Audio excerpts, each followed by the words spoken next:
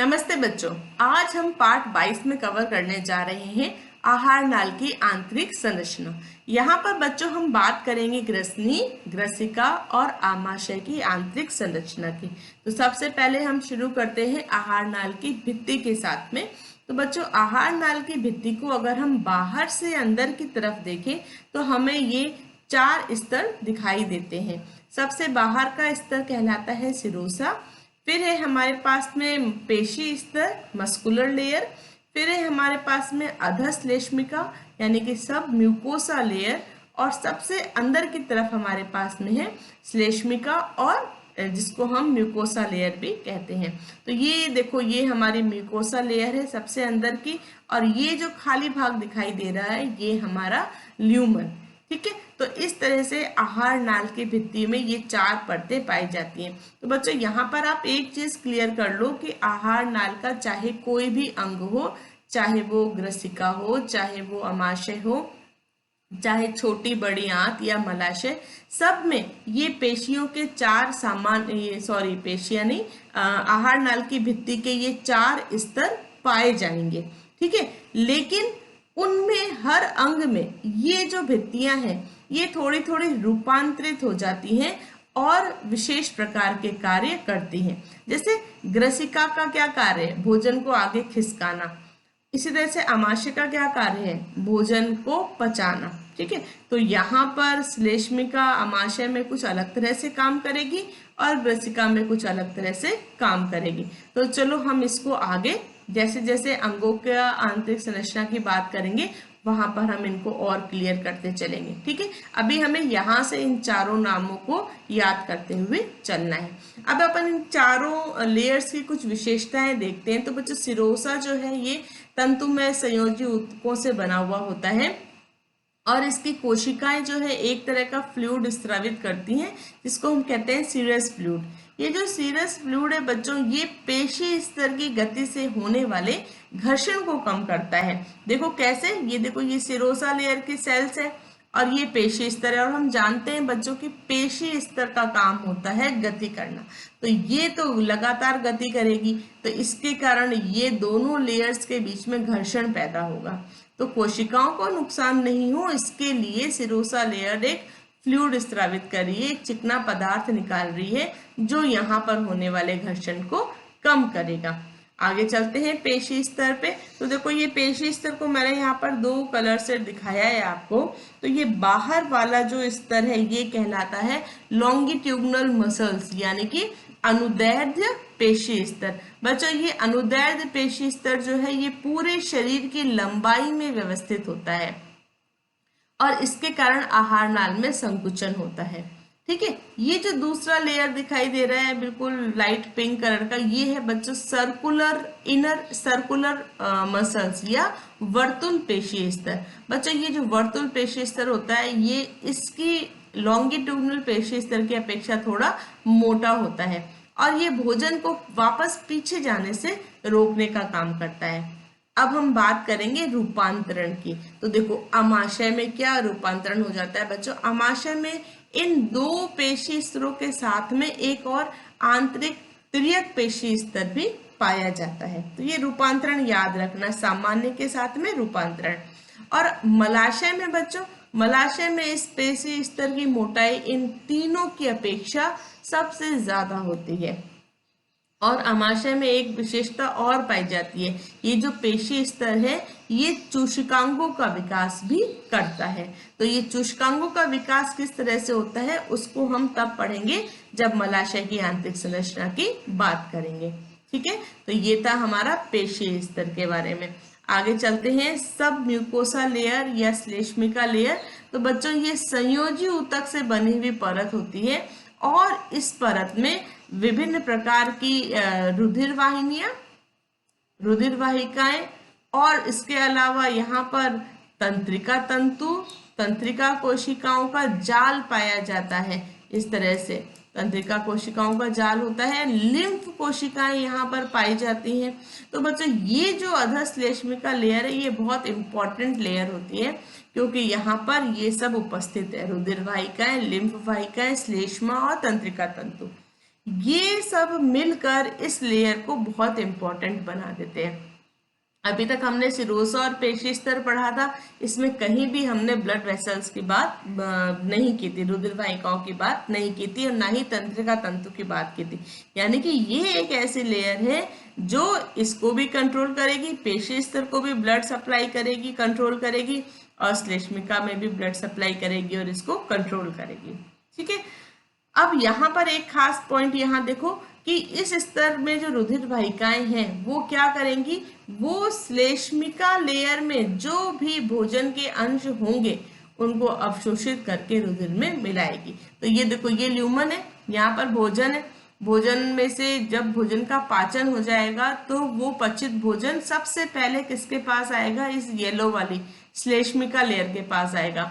अब इस श्लेष्मिका लेयर के पास में कोई रुधिर वाहिनियां नहीं है, तो पचित भोजन जो है अवशोषित होकर यहाँ से मूव करेगा अधश्लेष्मिका में, और यहाँ पर जो रुधिर वाहिकाएं हैं वो उस भोजन को अवशोषित करेंगी और रुधिर के अंदर मिला देंगी। ठीक है, अब चलते हैं लास्ट लेयर पे अपन, श्लेष्मिका पर। तो ये हमारा सबसे भीतर का स्तर होता है और ये बना हुआ होता है उपकला, आधार पटल, बहुत सी तरह की अवशोषी और स्त्रावी कोशिकाओं से। इसकी जो ये एपिथेलियम है बच्चों, ये बहुत अधिक रूपांतरित होती है और अलग अलग अंगों में अलग अलग तरह से काम करती है। जैसे ग्रसिका में ये म्यूकस निकालेगी, यानी कि श्लेष्मिका निकालेगी, और इसका कार्य होगा रक्षात्मक आवरण का। आमाशय में म्यूकस के कारण रक्षात्मक आवरण तो है ही, लेकिन ये स्रावण विभिन्न प्रकार के पाचक रसों का स्त्रवण भी करेगी। छोटी आंत में ये विलाई के रूप में परिवर्तित हो जाएगी। विलाई क्या होता है, उंगली जैसी संरचनाएं होती हैं, और ये अवशोषण का काम करेगी। तो ये अलग अलग अंगों में अलग अलग तरह से रूपांतरित हो जाएगी और अलग अलग कार्यों को करेगी। ठीक है, तो ये थी हमारी आहार नाल की भित्ति का सामान्य परिचय। अब अपन चलते हैं ग्रसनी की संरचना पे बच्चों। ये देखो, ये हमारे मुख गुहिका से खुल रहा है ओरल कैविटी, और ये हमारा नासा छिद्र से नेजल कैविटी। तो नेजल कैविटी पीछे यहाँ पहुंच रही है, ओरल कैविटी यहाँ पहुंच रही है। तो इसके आधार पर हमने ग्रसनी को 3 भागों में विभाजित किया है। नेजोफेरिंक्स जो नेजल कैविटी का पीछे का हिस्सा है, ओरोफेरिंक्स जो ओरल कैविटी का पीछे का हिस्सा है, और लिरिंगोफेरिंक्स जो हवा, यहाँ से जो हवा आएगी और वो जो भोजन आएगा, दोनों को सम्मिलित रूप से आगे बढ़ाने का काम करेगी। सबसे पहले नेजोफेरिंक्स की बात करते हैं बच्चों। इसके अंदर ये छिद्र उपस्थित होता है, ये कहलाता है यूस्टे नलिकाओं के छिद्र। ये यूस्टे नलिकाएं बच्चों हमारे मध्य कर्ण में पाई जाती है, और इन नलिकाओं का कार्य होता है मध्य कर्ण के अंदर हवा के प्रेशर को बना के रखना। ठीक है, तो ये यहाँ पर यूस्टे की नलिकाओं के क्षेत्र नेजोफेरिंक्स में उपस्थित होते हैं। ओरोफेरिंक्स ये इसके पीछे का भाग है, जो भोजन जो आ रहा है उसको आगे बढ़ाता है। लिरिंगोफेरिंक्स बच्चों वो भाग होता है जहां पर भोजन और जो वायु आ रही है ये दोनों का क्रॉस होता है और दोनों पीछे की तरफ अपने अपने मार्ग पर भेजी जाती हैं। ग्रसनी के पीछे की तरफ बच्चों 2 छिद्र पाए जाते हैं, एक कहलाता है गलेट निगल द्वार, दूसरा कहलाता है ग्लॉटिस। ग्लॉटिस यानी कि घाटी ढक्कन, घाटी द्वार। ठीक है, ग्लॉटिस के ऊपर एक ढक्कन पाया जाता है जिसको घाटी ढक्कन या एपिग्लॉटिस कहते हैं। तो ये एपिग्लॉटिस, ये एक ढक्कन उपस्थित होता है, ये भोजन नली इस श्वास नली में भोजन के प्रवेश को रोकता है। अब देखो बच्चों, यहाँ पर इस तरह से भोजन और यहाँ से जो हवा आ रही है और ये हवा, इन दोनों का क्रॉस होता है, ये भाग कहलाता है लिरिंगोफेरिंक्स। अब श्वास नली के अंदर वायु को प्रवेशित करा दिया जाता है और ये श्वास नली आगे ट्रैकिया में और फेफड़ों में पहुंच जाएगी। इसी तरह से यहाँ से जो भोजन आ रहा है उसको निगल द्वार के द्वारा आगे ग्रसिका में भेज दिया। अब बच्चों, ग्रसिका इसी तरह की बस एक पाइप के जैसी संरचना है जो क्रमानुकुंचन गति करते हुए भोजन को आमाशय में भेज देती है। तो ये थी बच्चों हमारी ग्रसनी की संरचना, किस तरह से ग्रसनी काम कर रही है। ग्रसिका का क्या काम है बच्चों? ग्रसिका का काम भोजन को आमाशय तक पहुंचाना, और ग्रसिका की भित्ति की वही संरचना होती है जो अभी हम आगे पढ़कर आए हैं। तो हम सीधे चलते हैं आमाशय के ऊपर। बच्चों ये हमारे आहार नाल की आंतरिक संरचना कुछ इस तरह से दिखाई देगी। ये ऐसा जे शेप का हमारा स्ट्रक्चर होता है आहार नाल का, और इसमें बच्चों 3 भागों में हम इस आहार नाल को, हमारे आमाशय को बांट सकते हैं। पहला भाग तो जो ये ग्रसनी के साथ में मिल रहा है, ग्रसनी आमाशय में जिस भाग में खुलती है उसको हम कहते हैं कार्डिक भाग। इसके बाद में दूसरा भाग ये हमारा थैले के जैसा दिखाई देता है, इसको हम कहते हैं पाइलोरिक भाग। और तीसरा भाग बच्चों ये हमारा फंडस कहते हैं इसको, और तीसरा भाग जो है फंडस के पीछे की तरफ जो ग्रहणी में जाकर खुलता है, इस भाग को बच्चों हम कहते हैं पाइलोरिक भाग। तो ये देखो कार्डिक भाग, फंडस और ये है हमारा पाइलोरिक भाग। 3 भागों में हमने इसको बांट दिया। अब बच्चों यहाँ पर देखो जो हमारी ग्रसिका है, ग्रसिका हमारे आमाशय में फंडस में जहां पर खुलती है वहां पर ये एक छिद्र पाया जाता है, इस छिद्र को कहते हैं कार्डिया। और इस छिद्र के ऊपर एक कपाट पाया जाता है जिसको हम कहते हैं कार्डिक कपाट, कार्डिक स्फिंक्टर, या हम इसको बच्चों गैस्ट्रो इसोफेजियल स्फिंक्टर भी कहते हैं। इसका कपाट का क्या काम है बच्चों? कि भोजन जो ग्रसिका से हमारे फंडस में प्रवेश कर गया वो अब वापस यहां से बाहर नहीं जाए। ठीक है, इसी तरह से जो फंडस में भोजन का पाचन हो जाएगा, पचा हुआ भोजन यहां से आगे चलेगा पाइलोरिक रीजन से, तो यहां पर भी एक छिद्र पाया जाता है जिसको कहते हैं पाइलोरस। ये पाइलोरस छिद्र भी एक कपाट से बंद होता है जिसको हम कहते हैं पाइलोरिक स्फिंक्टर। इसका क्या काम है? इसका काम है कि जो भोजन यहाँ से ग्रहणी में भेज दिया गया वो वापस लौट के यहाँ पर नहीं पहुंचे।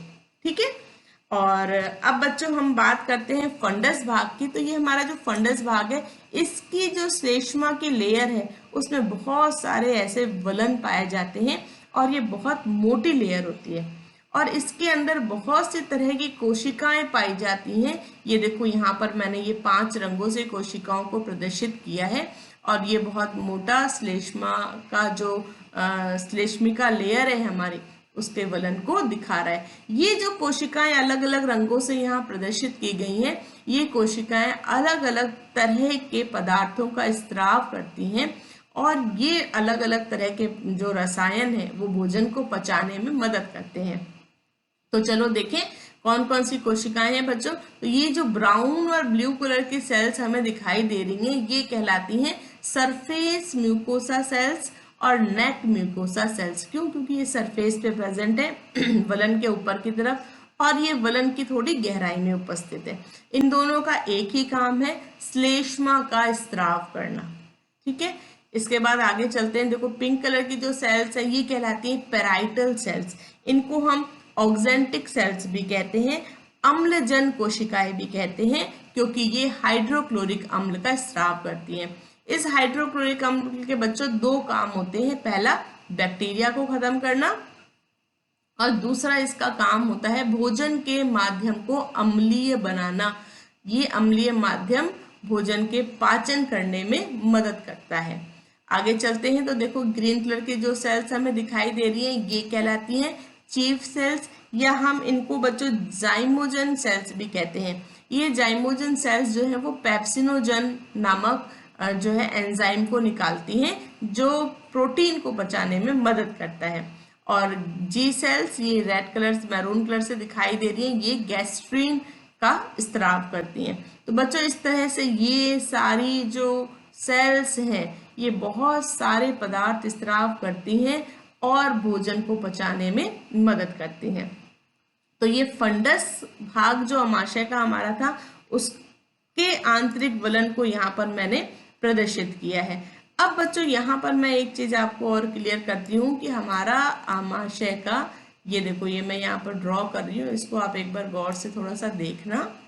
तो कुछ इस तरह से, तो ये है हमारा फंडस भाग। ठीक है, यहाँ पर ये सभी कोशिकाएं सक्रिय हैं और सक्रिय रूप से भोजन को पचाने का काम कर रही हैं।